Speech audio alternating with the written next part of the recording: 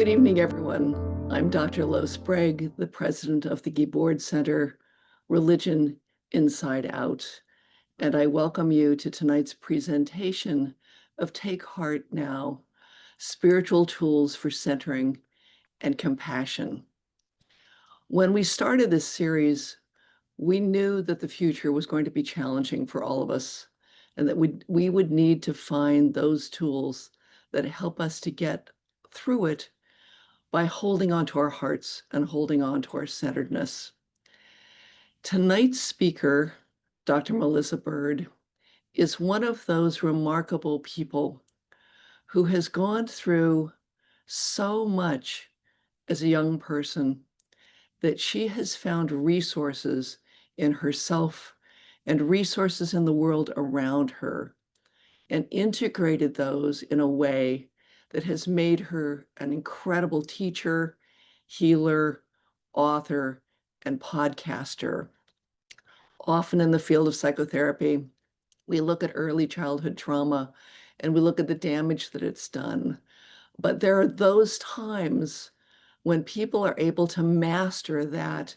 And when they master it, they have a diamond kind of quality, a strong, clear center that they use to help the rest of us as we go through the journeys of our life and deal with darkness and find the light in it somehow miraculously.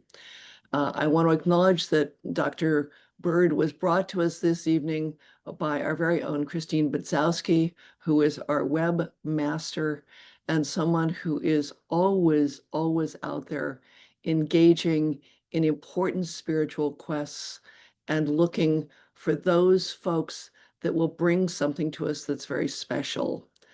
Dr. Melissa Bird is a part of the Shivwits band of Paiute Indians, Native Americans, and she brings that special perspective as another part of who she is. So let me not take up any more of her time. And Melissa, let me turn it over to you. And thank you so much for being here. Hi, everybody. Thank you for having me with you tonight. I'm so pleased to be here. Thank you for being a light on this planet. Thank you for honoring your divinity and connecting with me tonight. I am Dr. Melissa Bird, a descendant of the Shivwits Band of Southern Paiutes. I am the daughter of Tina and Vern, the mother of Caitlin, Gwen, and Sean, the wife of Jim. I was born in Salt Lake City, Utah, and grew up in Park City, Utah. My great-grandmother moved her children to Gooding, Idaho from St. George ages ago, and that was where they were mostly raised and where my father was born. I live in Corvallis, Oregon. I'd just like to start us out by grounding us together. Blessed are we who gather. It wasn't so long ago that gathering together in prayer and ceremony to talk about things like this was illegal. We honor those who came before. Blessed are we who wonder, who continue to explore the holiness of our spirit with curiosity, and who explore our divinity with the grace Creator has gifted us. Blessed are we who honor ourselves and honor our ancestors, who honor the God and the universe and the Mother Earth and all the stars in the heavens. Blessed are we who stand up, each in our own way, to injustice, hate, misconception, misunderstanding. Blessed are we who apologize when it is warranted and who are unapologetic when it is not. Blessed are we who are unraveled by the word of the divine, who wrestle with the mystery, and who have faith in the divinity of mercy and grace. Blessed are all of us here at this moment. What a miracle that we have been woven together in this tapestry of life to explore what it means to be human together. So thank you all for having me. Thank you all for welcoming me into this space. I think the place I want to start, Dr. Lowe said something about mastery, and this journey towards my spiritual center has been mostly a disaster. It's sort of been this like cauldron of a mess. I grew up in Utah. Um, and man, I miss those mountains. There's something so beautiful and anchoring about those mountains. Although I love living in Oregon because of our forests, but I grew up in Utah as a non-Mormon native bisexual woman whose father committed suicide when I was 6. And that wasn't done in 1980. Um, when my dad died, my dad was native and my mother's heart was broken in a million pieces. And so I wasn't allowed to talk about my dad.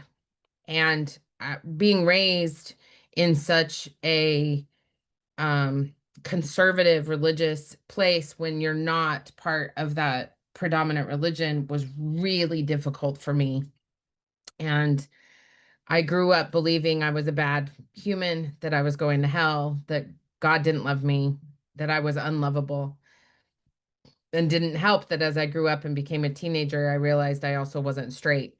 Like I wasn't heterosexual or gonna follow that path either. And I was a rebel. If you read any of my writing, I also have a Substack where I do a lot of writing. It's called Love Notes and Prayers Guidance for the Soul, and like my book. And in my writing, I talk about graceful revolution and rebellion because I've always been a rebel girl. I think my mastery of healing came a lot from uh, being a rebel. And my mother used to say to me, you could be more humble and you could be like you could tone it down. And I said, Mom, you're the one who raised me. Like, I'm not meant to be quiet. I have this loud, I came out screaming, like, I have a presence. I walk into a room and everyone knows I'm there, Mom. So there was a time when my mother, I think she was very nervous, especially when I was doing advocacy and when I came out in 1999 in the LGBT community in Utah. My mom really worried about me and my safety a lot. And I remember during that time watching the LGBT community around me really struggle. We all struggled. And I think a lot of it was because we didn't have this anchor or this tether to something larger than we were. We were really trying to run away from whether it was God or spirituality or connection to the divine. Like we had all really believed that we were not worthy of the love of the universe. And and I remember sitting on my front porch in my house thinking there has to be more than this. I started reading tarot cards when I was in high school. I'd always the very first um dead person I ever talked to was my dad. My dad actually came and saw me the night he died I thought it was a dream, but I'm wondering if it was really him. Um, I mean, I think it really was. But he came and said goodbye to me the night he died. And so I've always really engaged in a pagan spiritual practice, but not without believing that there was anything holding or anchoring me to something bigger. But I would look up at the stars. I wanted to be an astronaut so bad. I grew up in the 80s. I wanted to do space camp. My science teacher was actually one of the teachers in space finalists. Like I wanted to go to the stars. I wanted to touch them and I wanted to see them and I wanted to know what is this vastness. And all these decades later, I was listening to Richard Rohr talk about how God is not a wrathful God. And he knows that because if you look up at the universe and you look at the stars, you know that God is love and compassion. And I remember hearing him say that thinking, wow, that is, that's it. Like, that's amazing. And so I think because I've always had this wonder and curiosity about what does it mean to be part of this human connection, that I could always be curious about my spirituality while really railing against religion. I was very, very judgmental about organized religion, and I think it's because I grew up in Utah. So fast forward, I have a PhD and a master's degree in social work. I've always done community work. I look at our lives as a woven web of connection. I look at us as humans as this shared woven collective. So fast forward to 2017, and we moved to Corvallis, Oregon from Southern California. And my oldest daughter says, I want to go to church. And I looked at her and said, not on a cold day are you going to find me in a church. And she said, no, Mom, I really want to go to church. And I said, oh, no, you go, good luck, kid. Find one on your own. I'm not going. And she kept begging me. And so I called my friends who I knew, a gay couple who are both Episcopals down in Laguna Beach. And I said, I guess you need to find me a church. And it's got to be feminist and LGBT affirming because Katie wants to go to church. And I'm not going to go to a church that's not going to accept me for who I am. And my friend called, he's like, what's your mileage radius? Because, we always ask that in Southern California. What's your mileage radius? How far are you willing to be in traffic? So he called all the different churches and he called me back and he said, you're not going to believe it, but I think your church is right down the street from your house. And I said some very choice swear words that I'm not going to repeat. I was like, that's baloney. I'm not going. And he said, well, you should go on Sunday. Like this was a Wednesday or something. And I said, I'm not going to church on Easter Sunday. There's no way I'm going to church on a high holiday. Forget it. And Mark says, no one will know you're there because everyone will be there. So it's the perfect time to go. And I said, no, I'm not going.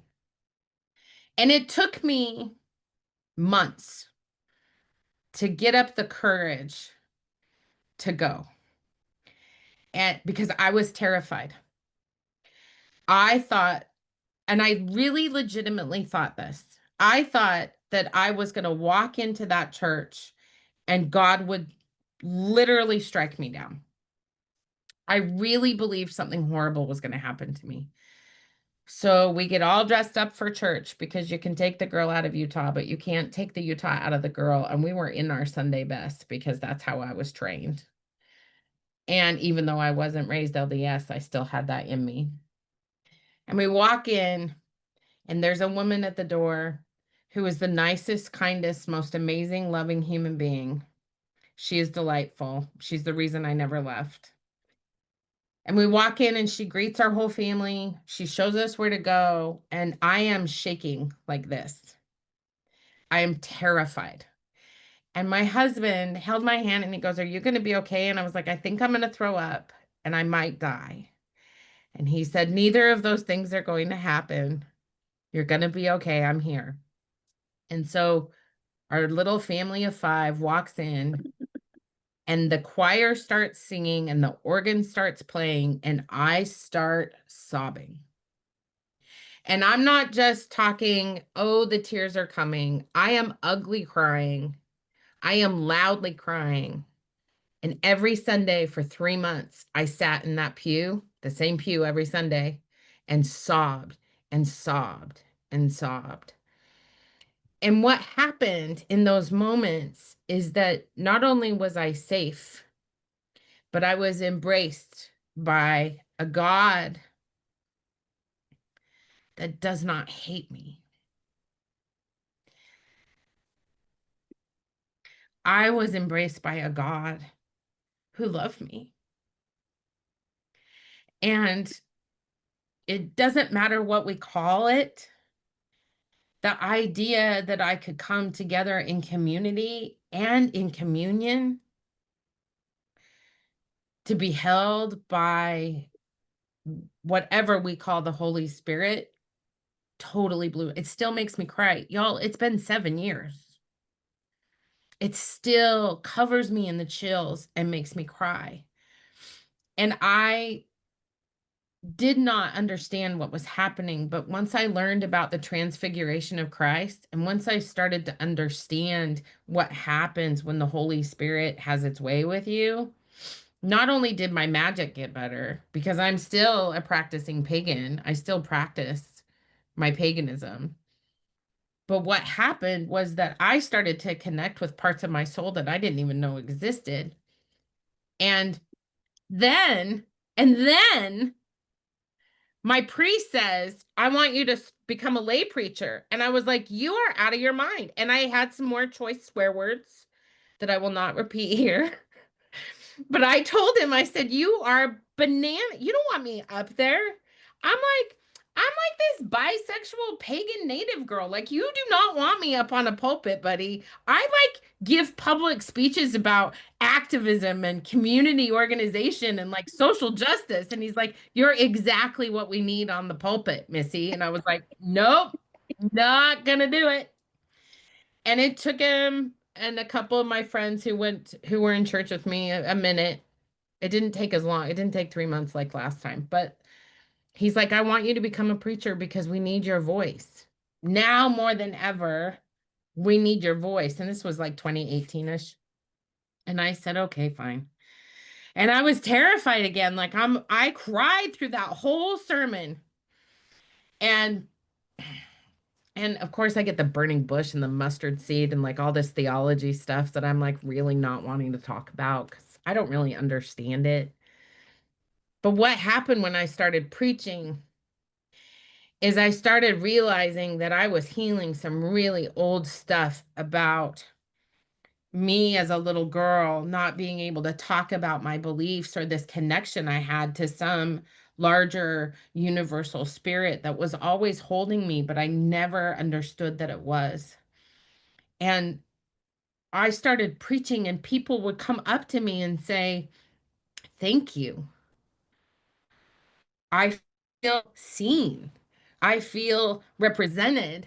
I feel even more connected to this community at Good Sam because your voice is there to be with me and to remind me that I too am connected to this greater web of life.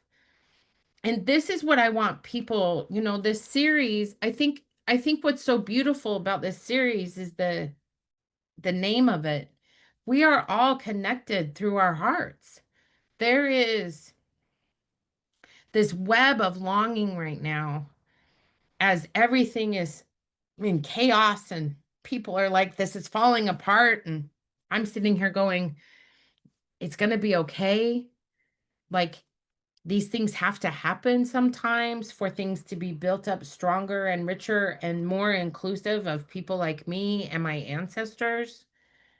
And I really had this moment about 2 years into preaching. I started preaching at other churches. Like people were asking me to come to other churches and other denominations. I wasn't just preaching in the Episcopal Church, I was preaching in other churches. And people were like really resonating with what I was talking about. And I kept thinking, is I. I was like, I want to tell everyone how good this feels, but I don't want to end up sounding like one of those Mormon missionaries. Because I was raised in the Mormon, in Utah. And I was like, but I want everyone to feel this good about this, but I don't want to be one of those weird conversion people where I'm trying to tell everybody that they should totally do this. But man, this is awesome. And I'm inviting my friends to church and they're like, no, Missy. And then some of them would come and they'd stay for a while and leave. But I don't understand still to this day what happened. I don't. All I know is all of these things fell into place for me to be able to find the beauty and the wrestling that I can do in the entirety and fullness of my being. And I think this is what we are really craving right now, collectively. How do we bring together our spiritual body and our physical body and our emotional body and our mental body with the land as the body? How do we feel more connected to this most beautiful and ancient creation? We are the land. And by us exploring these topics, we are the medicine. We are allowing ourselves to connect to each other in this weird thing called Zoom from all over the place to be able to explore things in an open and expansive and wider view way. And that, I think, is the true revolution. The revolution of grace, the revolution of self-love and self-compassion, so that we can give love and compassion to others, so that we can remember that we are intricately woven together in this tapestry of humanity. And to remember that as human beings, we are not separate and above the earth, we are of the earth. And that is what I learned at church. And that's what shocked me the most about going to a Christian church. Like my friends who've known me for life, they're like, I don't understand what happened to you, Missy Bird. And I'm like, I don't either. This is bananas. But then I start being called to these spaces where we're talking about the doctrine of discovery, and where we're talking about boarding schools, and where we're talking about missing and murdered Indigenous people. And I get to tell my story of my family, and I get to tell the story of my healing. And then all of a sudden, I get connected to all these people who are doing all this work around the world. And that is what it means for me to think about, if we are these spiritual bodies and our souls are here for the human experience, then part of that experience is to come together, not to change each other's minds, but to hold each other's souls, and to be able to express ourselves in the fullness of our humanity, because we are humans being. Like when I spell it out, I say humans B dash ing. We are being here. We are we are the butterflies, and we are the water, and we are the land. And in order for us to just anchor in and root down and tether during all of this external chaos that's happening, when we invite ourselves to remember that, everything can change. And this isn't going to be an overnight thing. Some of us might not even be here to see it when it does. And my hope is that we all just start to explore this a little bit more. What does it mean to engage in intuitive leadership, where we're listening to our intuitive thoughts, and we're listening to the things that we know are going to help our communities? What does it mean to engage in graceful revolution, where we acknowledge that sometimes the protest isn't the way we make change, but sometimes it is the surrender to our knowing, so that we can help our communities at a very local level? And to me, that is the Holy Spirit. That is God. That is whatever the universe. We're all saying the same things. I think that that's what it means to have faith, is to believe that we're not here to control and orchestrate, that we are here to commune and connect and collect. And that when we release the need to control the outcome, and we allow ourselves to lead, and I don't mean like highfalutin leaders, right? I mean, sometimes leadership is making sure that, your neighbor across the street has a casserole because she got her knee replaced. That's leading. It's not always these grand maneuvers, or being in positions of power that causes a leader. That we just step up in whatever capacity we have, because all of us have a different capacity, and all of us are here with a reason. And I was actually doing a tarot reading for someone earlier today, and I wanted to mention this. I wrote it down. I said to her, your very existence is the disruption. Like, we don't have to be like blowing it up and causing radical shifts. Maybe the radical shift is just to acknowledge for all of us here right now and all of you who are going to be watching this video later, because I'm going to make it go viral and it's going to be awesome, that maybe your very existence is the disruption. And maybe that's all we need for the rest of the year. Just to acknowledge that our existence is the disruption. And that to give ourselves permission to engage in rebellion in whatever way suits us. And sometimes that rebellion is connecting with your soul. And I don't this has been a crazy ride. Like, I'm writing prayers and publishing love notes to people, and the punk rock heavy metal girl in me is like, what are we doing? I'm like, there's nothing more punk rock than love. maybe that's maybe that's what the universe is trying to tell us, is that the rebellion isn't always angsty. I know that's what it's trying to tell me anyway. It's not always about anger and fist pumping and fighting. That the there's a long lasting change that can take place in our hearts and our lives and in our communities when we fall back onto love. And that's very powerful. And then I just want to, before we open it up for questions, I want to tell a little story.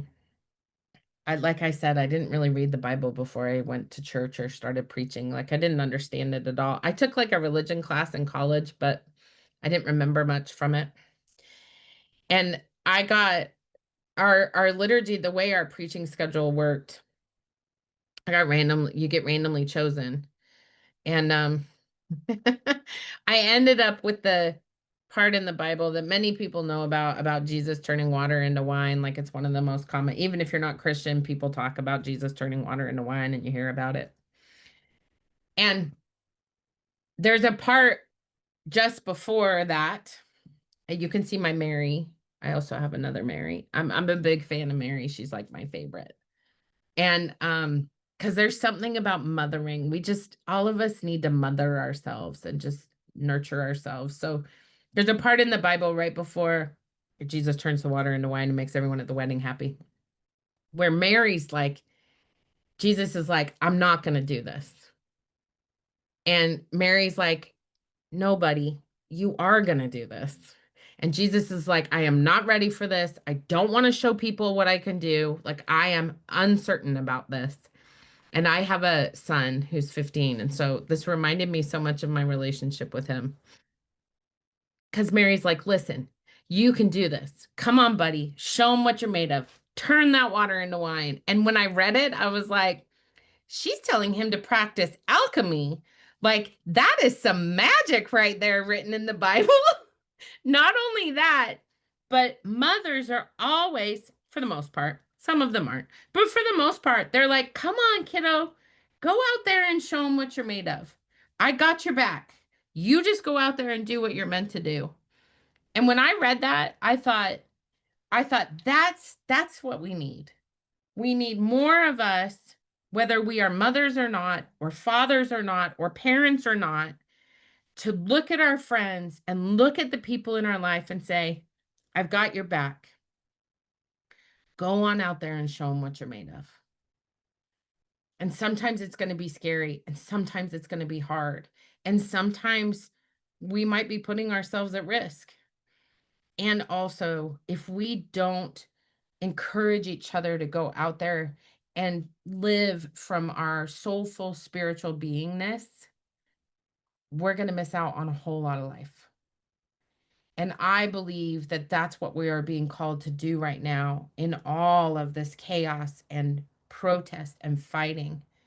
We have to hold the protesters up and love them and encourage them and give them the sanctity they need to continue that fight, while we are over here holding other parts of our community up and continuing along our way. on this journey.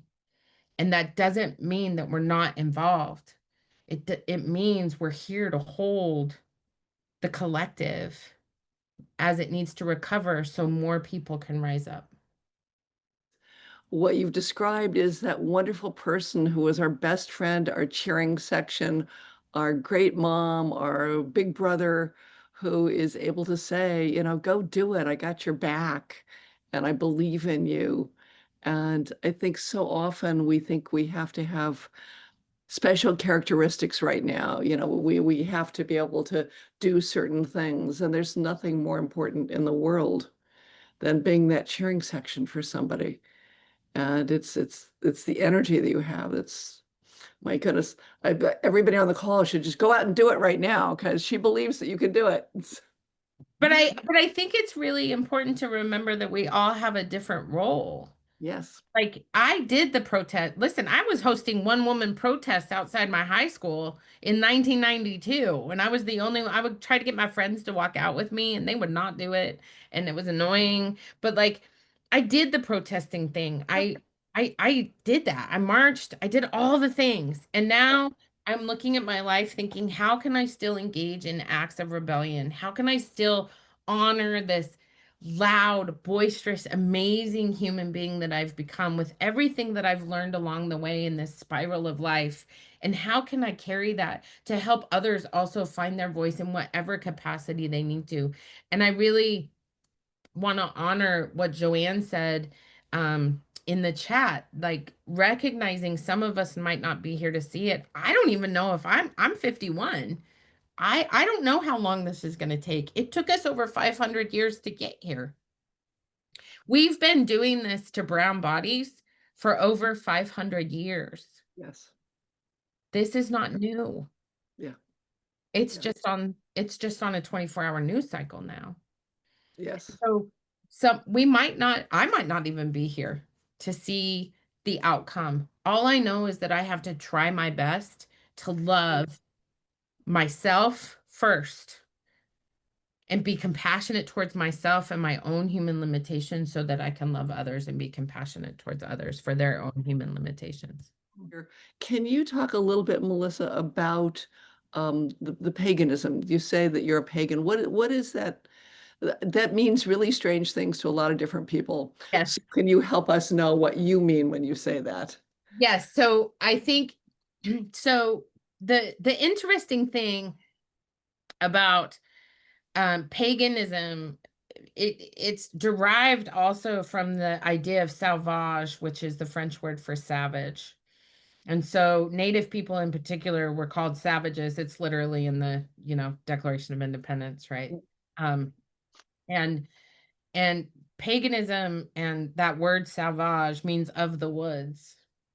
Hmm. And so when I talk about also being pagan, I do, I mentioned I read tarot cards, I do divination, I burn plants, I have a really beautiful medicine garden.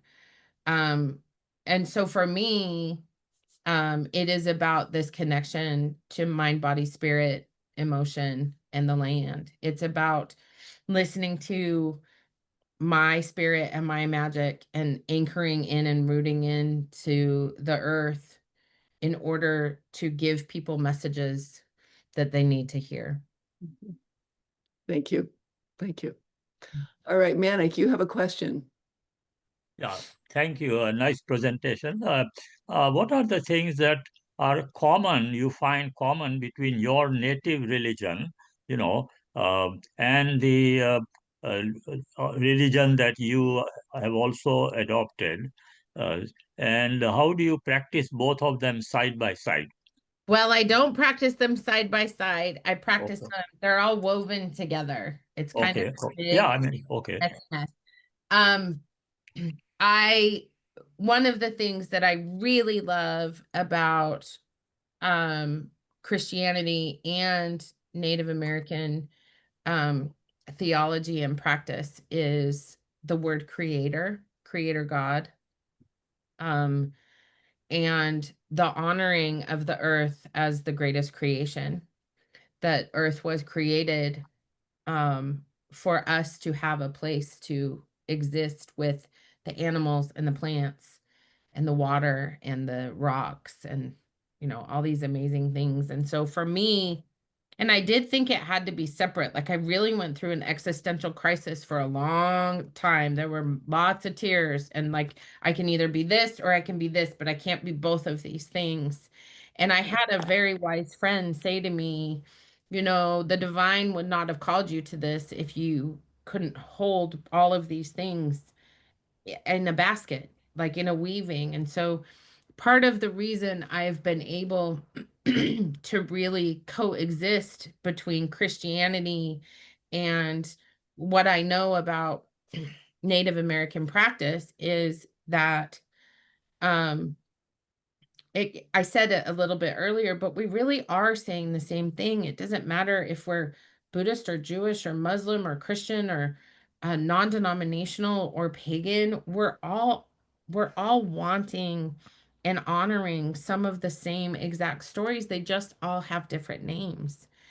And I think that the tie that binds all of this together is the love of the planet and the call to love each other. And so when I fall back on that, one of the things I realized early on is that if in my Christian teaching in particular, if God is love and we are made in God's image, then we are love. And that is a universal truth. So if the universe is love, or creator is love, or divinity is love, and we are made in that image, or we're woven of the stars, or we're connected to the tree that sits outside my window that I love so much, if that is love, then we are love. And in that space, we can connect with each other and we can hold each other, even if we don't agree with each other. I don't want to agree with everybody. That'd be so boring. And I certainly don't want everybody to agree with me all the time because that would also be boring. Although I am quite fun. Does that answer your question, Manik? Yeah, I mean, it does. I was wondering about, for example, the concept of a devil. Do you have that Yeah. in your native religion, or No. yeah? So that's a little different, kind of. Yeah. Okay. Although I don't believe in the devil either. Right. Right. Even though I'm Christian, I don't believe in the Yeah. devil. That's kind of similar to our Zoroastrian belief also, that Mm. we also don't believe in a devil. It's a kind of parasitic entity. Yeah. That when we think evil thoughts, with our mind, we do evil things, then that's what is the evil, uh, Yeah. creation of it. So thank you. Yeah. Welcome. Thank you. Let me ask you one, and I know our time is getting late, but we have so pathologized our understanding of sexuality. And I'm sure there are some people who are confused that you're saying you're bisexual, but you have children, and the, what does that mean for you? So can you share with us a little bit about the beauty of how you understand your sexuality? My children came with my husband. Just Ah, okay, that works. I actually can't have children. I tried, but I can't. So that's another chapter in my book. I have been married to both women and men. I've been with both women and men. I've fallen in love with women and men. I think this is where this either or binary thinking gets us into a lot of trouble. Um, and I used to think I had to be one or the like I had to be either straight or a lesbian, right? Like I used to think you had to fit into those boxes. And I think over time I've just learned that there's a lot of fluidity to these things. And that if we allow ourselves to be in the fullness of who we are as beings, then we can realize that and my husband's really funny about this because um like he knows I'm bisexual. Like sometimes we make jokes about what's going to happen if he ever dies before me, and I'm like nothing because I'm done. You're it, buddy. But like I think we have to acknowledge that people's sexual orientation and first of all, sexual orientation and gender identity are two different things. And I wish more people understood that. But they get all lumped together because we want to really categorize people and put them into these boxes. And the bottom line at the end of the day is that we're not meant to be categorized and put in boxes, right? Like that's just not how we're supposed to be in the world. And so I really describe my sexual orientation as really being in the both and also not being accepted anywhere. The LGBTQ community is really, really not favorable towards bisexual people at all. In many spaces, it's really hard. We talk about bi erasure a lot academically. It's a big problem, and of course, in the heterosexual community, it's deeply problematic. And so, I mean, I guess it sort of fits with my in betweenness in many ways that I think I am a creature of the both and. I'm not one thing or another. It sounds like you meet life on its own terms with love and with joy. And Yeah, that's a I wonderful thing. meet life on its own terms in a street fight first, and then I fall into love and joy. I still have, I still really, I am very, and I think this is the trauma of my childhood and the way I grew up. I go to anger before I go to anything else. Still to the, and this is my ever loving lesson in patience. Like I really have to intentionally breathe and go, okay, what are you doing here? What is the lesson here? What are you here to be? Who are you here to be in this moment? And then I go to the love. Thank you. That's a great practice for all of us. And thank you all for being here this evening. It's been a wonderful and informative and very special time together. So thank you very much, Melissa. Please know that in our upcoming event, and our next speaker will be Salam Al-Mariati, who is the head of Impact, the Muslim Public Affairs Council. He is an extraordinary man who's had a very tough job as the Muslim community has been challenged in this country a lot over the last few decades. He is a man who is full of love and spirit and leads a truly extraordinary family. So we look forward to seeing all of you next month for our next version of Take Heart Now, Spiritual Tools for Centering and Compassion. Thank you all. We look forward to seeing you again in 4 weeks. And please share this with your friends and know that we appreciate your energy and your good thinking. And it's always a wonderful thing if you want to support the Gibord Center so we can continue doing these great programs.